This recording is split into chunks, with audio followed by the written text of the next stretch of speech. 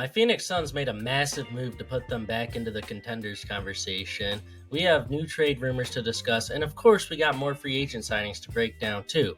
All of this and more in this week's episode of In Case You Missed It, the weekly recap that drops every Monday on this channel. My favorite team in the NBA struggled all season with turnovers, organization, and overall fluidity on offense due to the lack of a true point guard.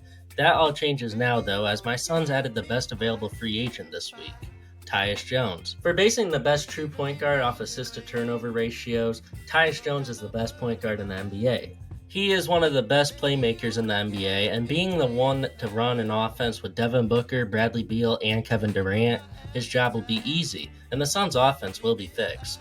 Unfortunately, our defense will still be awful, but taking pressure off of Booker, Beal, and KD as playmakers and letting them focus on scoring will make the Suns' offense one of the best we've ever seen. And that isn't an overreaction to say, given the talent surrounding their new point guard.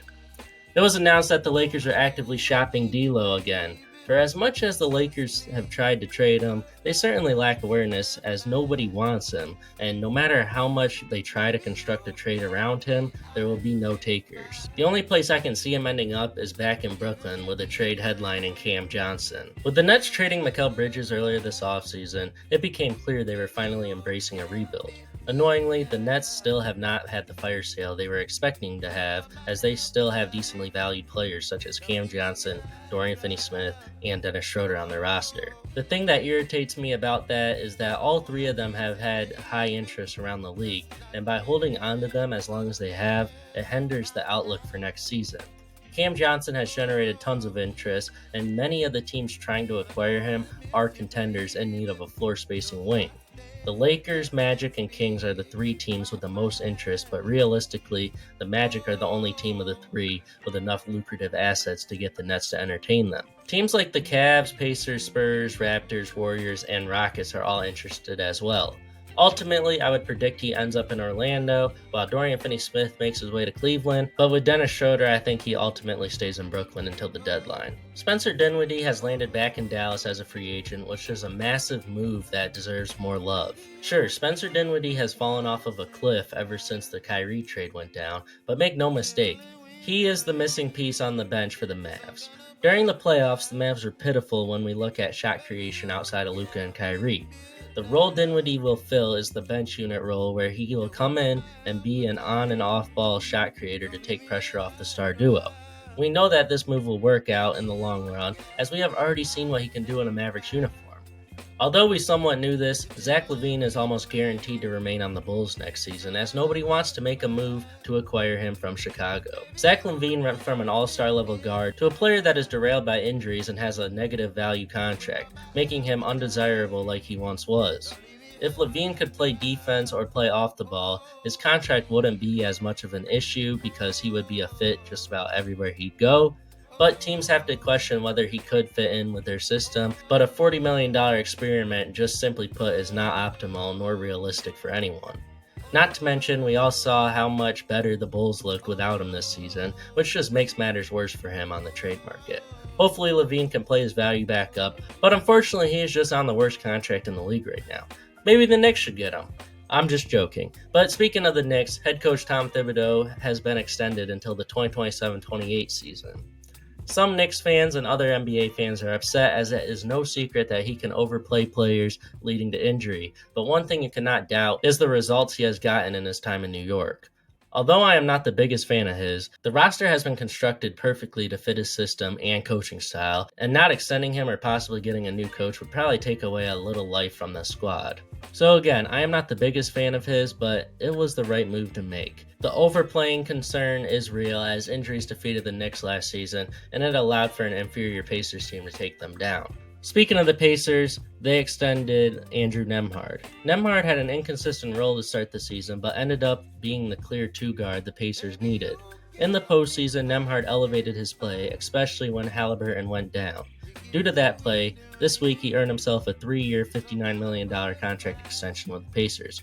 Congratulations to him. Veteran guard Reggie Jackson was bought out by the Hornets, and he decided to take his talents to Philly to reunite with Paul George. In the 2021 playoffs, the Clippers went to the conference finals, and with Kawhi tearing his ACL, it looked like the Clippers season was going to end in the second round again.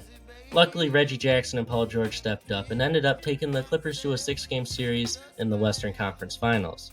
Reggie Jackson is not the same player he was during that time, but he and Paul George work unbelievably well together, so this signing may not move the needle much for Philly, but it does allow them to maximize the potential of Reggie Jackson on a contender in the year 2025.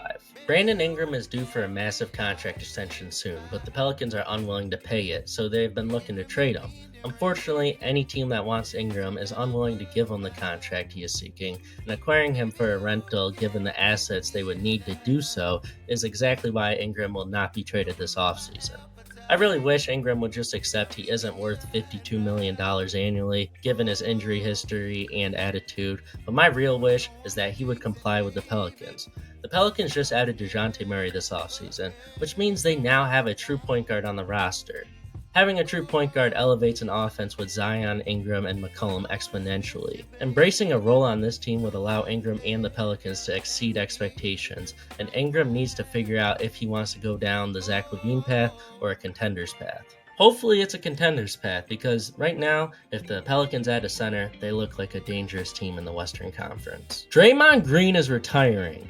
Green announced this where he loves to announce everything through a microphone. He stated that he only has a few seasons left and realistically will be retiring after this contract with the Warriors is completed. At this rate, though, might as well retire now, as the Warriors still do not look like a team able to contend for even a playoff spot given their roster. If they added Lauri Markkanen, as has been rumored, my take would be different, but for Lauri to be traded, it would have to be an offer the Jazz cannot refuse, as they are not actively shopping him. The Warriors' season relies on a player that isn't even on their roster. This is sad, and I feel for Green and most importantly Curry. The only trade of the week came from the Suns and the Hawks as they swapped young forwards. David Roddy, whom is making more money, was traded to the Hawks in exchange for EJ Liddell, a true power forward. I like it for both sides as both players fit their new teams better. The last thing I will discuss in today's video is the Darius Garland update we received. Despite rumors about his team potentially advocating for a trade, reports stated that he will no longer be seeking a change of scenery. Both sides of this could be a smokescreen, as they contradict each other, but my guess is that he silently wants a move, as he went from a rising all-star to a liability on both ends of the floor. Being the small guard he is, having to play off the ball, and with the struggles he's had scoring and playing off the ball, as well as being a defensive liability, Darius Garland has been a negative to the Cavaliers, and it's been hurting him and his stock. So, my personal opinion, he needs to leave Cleveland yesterday. I hope you enjoyed this episode of In Case You Missed It. These weekly recaps drop every Monday. Fridays we do rankings videos, and this week I'll have part 3 of my position rankings, the small forwards. So subscribe and turn on post notifications so you don't miss that. The shooting guards video and point guards videos are on the screen though. Y'all stay safe, have a good one, bye.